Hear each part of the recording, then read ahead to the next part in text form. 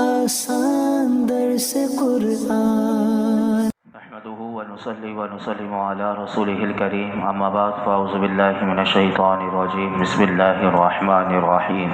والذين تبوأوا الدار والإيمان من قبلهم يحبون من هاجر إليهم ولا يجدون في صدورهم حاجة مما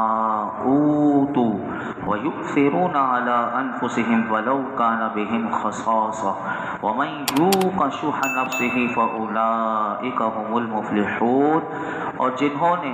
ان مہاجرین سے پہلے اس شہر کو اور ایمان کو اپنا ٹھکانہ بنا لیا، اس شہر کو اور ایمان کو ٹھکانہ بنا لیا، وہ اپنی طرف ہجرت کرنے والوں سے محبت کرتے ہیں اور وہ اپنے دلوں میں اس کے متعلق کوئی حسد نہیں پاتے جو ان کو دیا گیا، اور وہ اپنی جانوں پر ترجیح دیتے ہیں اگرچہ انہیں خود حاجت ہو، اور جو اپنے نفس کے لالچ سے بچا لیا گیا تو وہی لوگ کامیاب ہیں۔ اس آیت کریمہ میں اللہ رب العالمین نے انصار صحابہ کرام کی انتہائی مدح و ثنا اس آیت کریمہ میں بیان کی۔ گزشتہ کل ہم نے سماعت کیا تھا۔ انصار صحابہ کرام نے مہاجر صحابہ کرام کے ساتھ جس اخوت، محبت اور ایثار کا مظاہرہ کیا،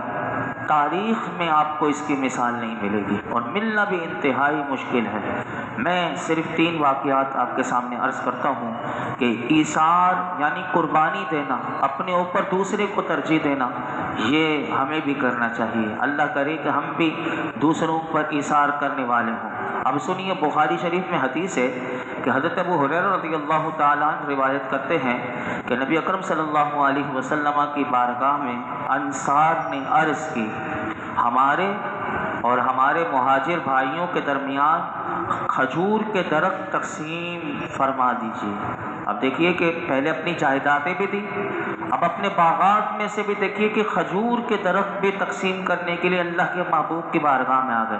آپ انصار صحابہ کرام کی اس محبت کا تصور کیجئے کہ کیسی محبت تھی۔ سگے نہیں ہیں لیکن میرے آقا نے کتنا سگا بنا دیا۔ آج اپنا بھی ہوتا ہے تو لوگ اتنے یعنی قربانی نہیں دیتے، جو اپنا خون بھی ہو لوگ اس کے لیے بھی قربانی نہیں دیتے، لیکن یہ خون سے بڑھ کر بھی ایسی محبت، اللہ اکبر، میرے آقا کی بارگاہ میں آئے کہ ہمارے اور ہمارے مہاجر بھائیوں کے درمیان کھجور کے درخت تقسیم فرما دیجئے، تو میرے آقا علیہ الصلوۃ والسلام نے انکار فرما دیا۔ انصار نے مہاجرین سے پھر کہا، آپ محنت کی ذمہ داری لے لیں اور ہم آپ کو پھلوں میں شریک کر لیتے ہیں۔ مہاجرین نے کہا، ہمیں یہ آپ کی بات منظور ہے۔ اب آپ دیکھیں کہ کیسا کہ یعنی بغیر اس کی محنت کے صلہ نہیں ملنا چاہیے، تو میرے آقا علیہ الصلوۃ والسلام نے انکار کیا۔ تو اب دیکھیے انصار نے یہ نہیں کہ گھر بس چھوڑ دیا، بس کہ اب دینا ہے، دینے والی نیت ہے، تو فرمایا کہ مہاجرین سے خود ہی کہا کہ آپ محنت کی ذمہ داری لے لیں اور ہم پھلوں میں آپ کو شریک کر لیتے ہیں، یعنی جتنا اس میں سے پھل ملے گا ہم آپس میں بانٹ لیں گے۔ تو مہاجرین نے کہا، ہمیں یہ آپ کی بات منظور ہے۔ آئیے دوسری حدیث پاک سنیے، یہ بھی بخاری شریف میں ہے کہ حضرت انس رضی اللہ تعالیٰ عنہ فرماتے ہیں، نبی اکرم صلی اللہ علیہ وسلم نے بحرین میں جاگریں بخشنے کے لیے انصار کو بلایا، یعنی بحرین میں جو جائیدادیں آئی تھی مال غنیمت کے طور پر، تو میرے آقا علیہ الصلوۃ والسلام نے انہیں دینے کے لیے جب انصار کو بلایا تو انہوں نے عرض کی، اگر آپ نے یہی کرنا ہے تو ہمارے قریشی بھائیوں کے لیے لکھ دیجئے، حالانکہ وہ نبی کریم صلی اللہ علیہ وسلم کے پاس نہ تھے۔ یعنی انصار کو حضور نے بلایا تھا، مہاجرین جو ان میں سے قریش تھے وہ نہیں تھے، لیکن فرمایا کہ آپ نے اگر کرنا ہی یہی ہے تو ہمارے قریشی بھائیوں کے لیے لکھ دیجئے۔ یہ ہے وہ اپنے آپ پر ترجیح دینا۔ اسی لیے اللہ نے ان کی تعریف کرتے ہوئے فرمایا، وَيُؤْثِرُونَ عَلَىٰ أَنفُسِهِمْ وَلَوْ كَانَ بِهِمْ خَصَاصَةٌ، کہ وہ اپنی جانوں پر ان کو ترجیح دیتے ہیں اگرچہ انہیں شدید محتاجی ہو، لیکن اپنے آپ پر دوسروں کو ترجیح دیتے ہیں۔ آئیے تیسری حدیث پاک آپ سنیں گے، اللہ اکبر اللہ اکبر، کہ یہ بھی بخاری شریف میں ہے۔ سنیے، حضرت ابو ہریرہ رضی اللہ تعالیٰ عنہ فرماتے ہیں کہ رسول اللہ صلی اللہ علیہ وسلم کی خدمت میں ایک شخص حاضر ہوا، یا رسول اللہ صلی اللہ علیہ وسلم مجھے بھوک لگی ہوئی ہے۔ اب دیکھیے کوئی بھوکا بھی ہے تو وہ بھی حضور کے پاس آ رہا ہے، کسی کو جو کچھ چاہیے وہ میرے آقا کی بارگاہ میں حاضر ہوتا ہے۔ اب ایک شخص آیا اور کہنے لگا یا رسول اللہ کہ مجھے بھوک لگی ہے۔ میرے آقا علیہ الصلوۃ والسلام نے اپنی تمام ازواج مطہرات جو تھیں حضور کے نکاح میں اس وقت، میرے آقا علیہ الصلوۃ والسلام نے ان کے پاس بھیج کر کسی کو معلوم کیا کہ کسی کے پاس کوئی کھانے کی چیز ہو۔ اب آپ اندازہ لگائیں کونین کے تاجدار ہیں، لیکن دیکھیے کہ ان کے گھرانے میں کچھ چیز جمع کر کے نہیں رکھی جاتی۔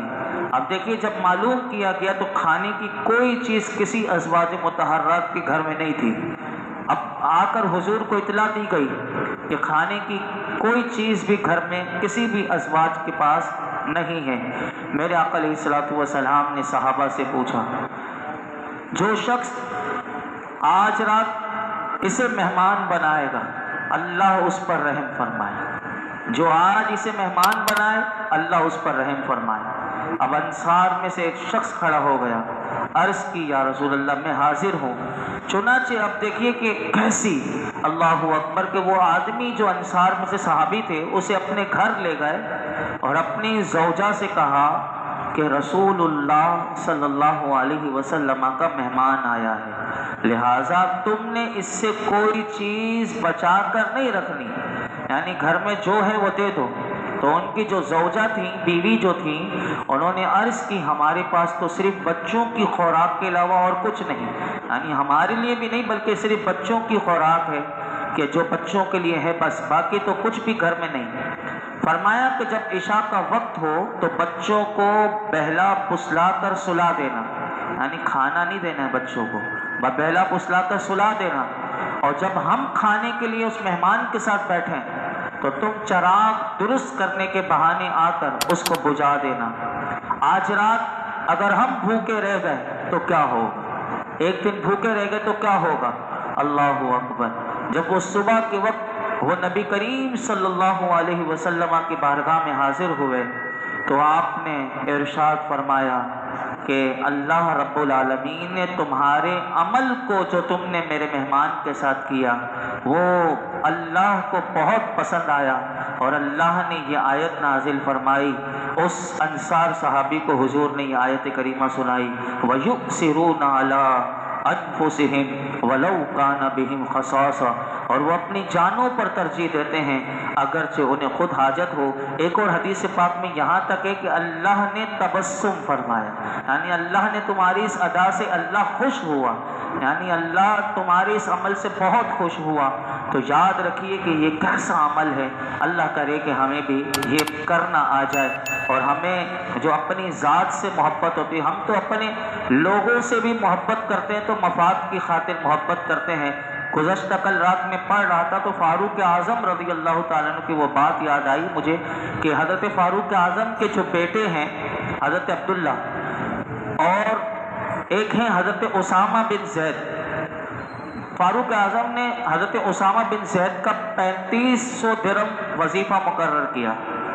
اور اپنے بیٹے کا 3000 درہم مقرر کیا۔ تو وہ کہنے لگے آپ کے بیٹے کے اسامہ جو ہیں وہ بدر کی جنگ میں بھی نہیں تھے اور کئی غزوات میں بھی نہیں تھے، آپ نے اس سے زیادہ اس کا وظیفہ مقرر کیا اور میرا کم مقرر کیا، کیوں؟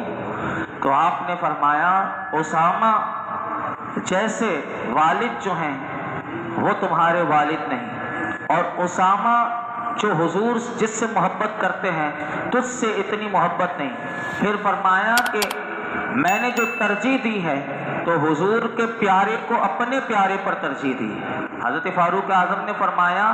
کہ زید جو ہیں وہ حضور کے پیارے ہیں اور وہ ان کے بیٹے ہیں، تو فرمایا کہ حضور کو حضرت زید سے بڑی محبت ہے، تو فرمایا زید جو ان کے والد ہیں وہ اس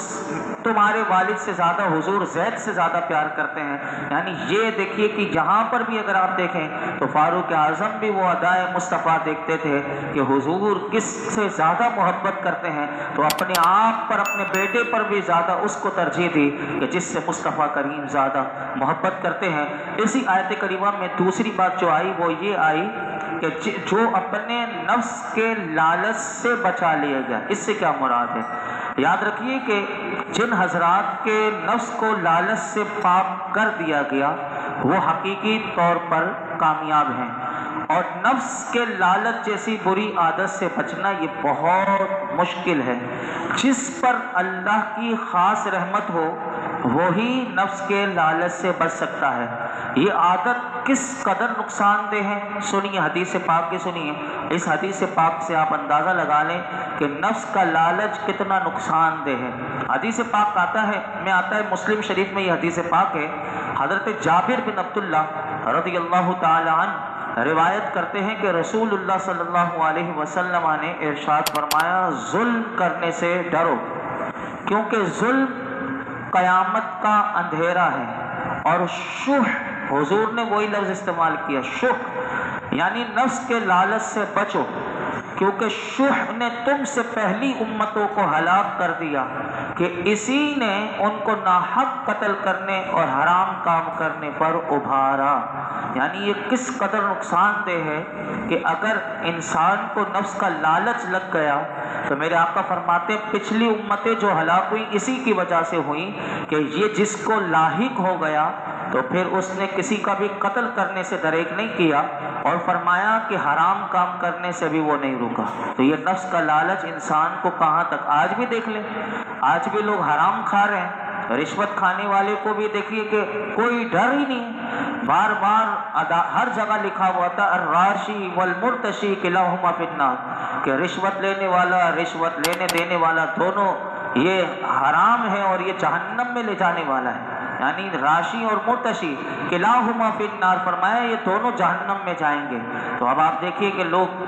ہمارے اس ملک میں تو رشوت ایسے ہے کہ جیسے کوئی مسئلہ ہی نہیں، یہ اتنا عام، سودی کاروبار، سودی لین دین، حرام کے معاملات دیکھیے، کوئی ڈر ہی انسان کے دل میں نہیں۔ تو یہ کیا ہے کہ اب انسان کھائے گا کتنا یہ نہیں سوچتا، لیکن جمع جمع جمع جمع جمع جمع کر کے مر جائے گا، اور پیچھے جو حرام چھوڑ کے جائے گا وہ اس کے لیے وبال بن جائے گا قبر میں۔ اب اگر اس سے بچنا یہ کس قدر فائدہ مند ہے، یہ بھی حدیث پاک سے سنیے، یہ نقصان دہ کتنا تھا، اب بچنا کتنا فائدہ مند ہے، یہ بھی حدیث پاک کی روشنی میں سنیے کہ یہ حدیث پاک ہے، تفسیر طبری میں یہ حدیث پاک موجود ہے کہ یہ حدیث نہیں بلکہ حضرت عبد الرحمن بن عوف کا قول، صحابی رسول کے قول ہے کہ حضرت عبد الرحمن بن عوف رضی اللہ تعالیٰ عنہ بیت اللہ شریف کا طواف کر رہے ہیں اور یہ دعا مانگ رہے ہیں، اے اللہ مجھے میرے نفس کی حرص سے بچا۔ حضرت عبد الرحمن بن عوف کو کتنے بڑے مالدار صحابی ہیں، اللہ اکبر، وہ یہ خانہ کعبہ کا طواف کرتے ہوئے یہ دعا مانگ رہے ہیں، اے میرے اللہ مجھے میرے نفس کی حرص سے یعنی لالچ سے بچا، اس سے زائد وہ کچھ نہیں کہتے۔ جب ان سے پوچھا گیا کہ آپ یہی ایک دعا کر رہے ہیں اور کچھ نہیں کہتے، تو آپ نے پتہ کیا کہا، آپ نے کہا جب مجھے میرے نفس کی حرص سے محفوظ رکھا گیا تو نہ میں چوری کروں گا، نہ زنا کروں گا، اور نہ ہی اس قسم کا کوئی کام میں نے کیا ہے۔ یعنی جب اللہ نے مجھے بچایا ہے تو آئندہ بھی میں اس سے بچا رہوں گا۔ یعنی یہ نفس کا لالچ انسان کو زنا کی طرف بھی لے جا سکتا ہے، چوری کی طرف بھی لے جا سکتا ہے، اور بہت سے جرائم کروا سکتا ہے۔ تو فرمایا اس لیے میں نے اپنے رب سے یہ دعا کی کہ مجھے میرے نفس سے بچا۔ تو فرمایا کہ اور نہ ہی میں نے اس قسم کا کوئی کام کیا ہے، نہ کبھی زنا کیا، نہ چوری، اور میرے نفس کے حرص سے اللہ نے مجھے بچا کر رکھا۔ ہم بھی اللہ کی بارگاہ میں دعا کرتے ہیں اللہ ہم سب پر اپنا رحم فرمائے اور ہمیں نفس کے حرص اور لالچ سے محفوظ فرمائے۔ آخر میں اس آیت کریمہ کا خلاصہ جو علماء کہتے ہیں 3 باتیں اس آیت کریمہ سے معلوم ہوئی۔ نمبر 1، صحابہ کرام کی عظمت و شان اور ان کے اوصاف بیان کرنا یہ اللہ کی سنت ہے، یہ اللہ کی سنت ہے۔ اسی طرح انصار صحابہ کرام کی تعریف میں اللہ نے یہ فرمایا کہ وہ مہاجر صحابہ سے محبت کرتے ہیں، تو علماء کہتے ہیں اس آیت سے یہ معلوم ہوا تمام مہاجر صحابہ کرام سے محبت کرنا یہ ایمان کے کمال کی نشانی ہے۔ آج جو کالے ہیں، جو کالے پیلے لوگ معاشرے میں پائے جاتے ہیں، وہ انہی مہاجرین صحابہ کا تبرہ کرتے ہوئے نظر آتے ہیں، ان پر لان تان کر رہے ہوتے ہیں معاذ اللہ۔ تو ہمیں یہ دیکھیے کہ قرآن بتا رہا ہے کہ اللہ نے بتایا کہ انصار صحابہ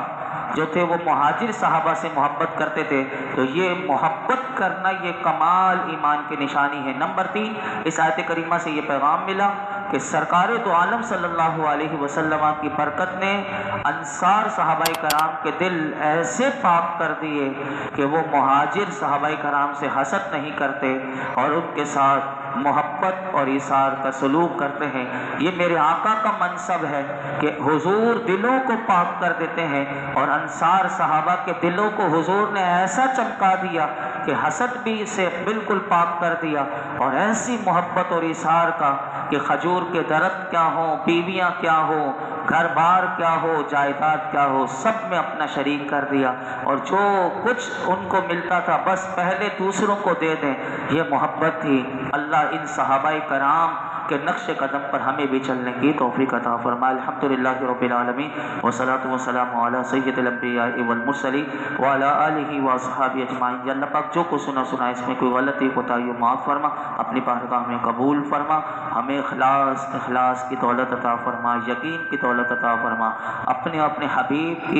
حبیب کے صحابہ کی، اہل بیت کی، یا اللہ تمام امت کے اولیاء کی، علماء صالحین کی، تیرے نیک بندوں کی ہم سب کو محبت عطا فرما۔ اللہ ہمیں ان کے نقش قدم پر چلنے کی توفیق عطا فرما۔ یا اللہ ہمارے دلوں سے بغض، کینہ، حسد، سارے باطنی امراض سے قرآن کی برکت سے ہمیں شفا عطا فرما۔ ہمارا ظاہر و باطن ستھرا اجلا کر دے، ہماری زبان پاک کر دے، ہمارے خیالات، ہماری نگاہیں، ہماری خلوت، ہماری جلوت سب پاک کر دے۔ اللہ ہمیں اپنی اور اپنے محبوب کی پسند کا بندہ بنا دے۔ اللہ تو ہم سے راضی ہو جا، ہمارے گناہ، ہماری مولائی کریم تمام صغیرہ کبیرہ گناہ معاف فرما، ہمارے ماں باپ کی، ساری امت مسلمہ کی بے حساب مغفرت فرما۔ یہ جتنے حاضرین موجود ہیں اللہ سب کی جھولیوں کو، دامنوں کو مرادوں سے بھر دے۔ وصلی اللہ تعالی علی خیر خلق محمد وعلی آلہ وصحبہ اجمعین۔